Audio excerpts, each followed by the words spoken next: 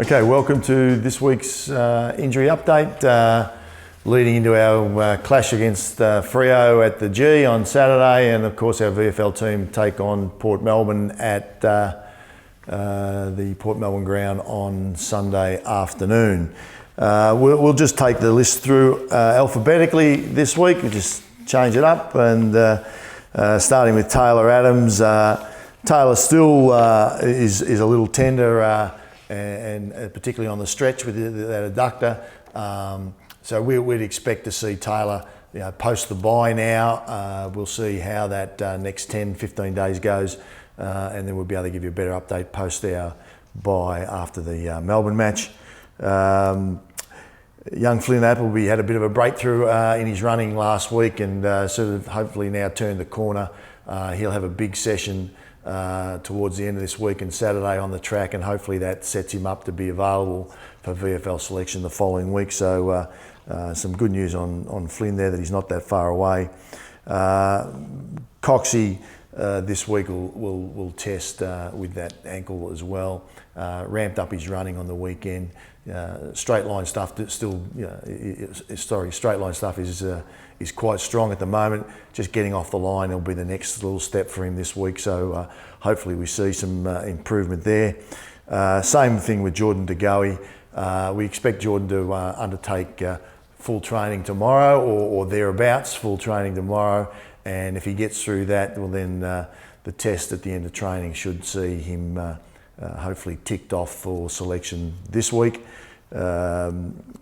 Obviously the long-term injury to Lyndon Dunn, nothing's changed much there. We still anticipate a fair lengthy rehab for Lyndon there. Jamie Elliott, he's progressing well actually. He did some good running and some agility work last week, so we're comfortable that Jamie's injury is progressing well, and again post-bye we'll have some positive news to report there, we'd expect.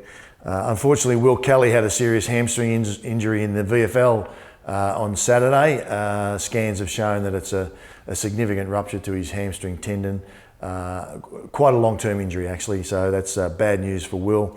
It could be 6, 8, 10 weeks, so we'll give you a bit better guide once that rehab stage gets into it a bit further than that.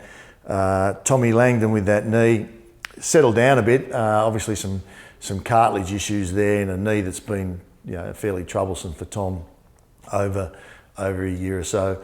Pleasingly, there won't be any surgery required at this stage.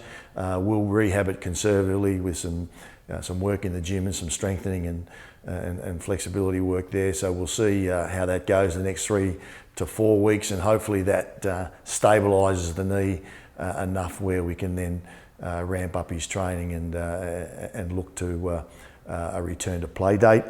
Good news, Darcy Moore will also be tested on the track this week, and hopefully he can do enough to also put his hand up for selection. Obviously that'll be contingent on just how much he can do tomorrow at training. Nathan Murphy's ankle is still a problem for him. He's gradually getting better mobility and some strength back through the joint. It is taking a while, so again post-bye we'll have a better assessment on where Nathan is with that ankle. Anton Tohil with a slight rec fem last week. He should be available for selection this week. He'll be tested on the track during training. And unfortunately, we're all probably aware that Daniel Wells in his comeback game at AFL level and doing so well so early in the game, unfortunately has hurt his knee. It's a combination of a PCL and a medial ligament. Again, no surgery required, or no surgery in terms of the method of rehabbing it.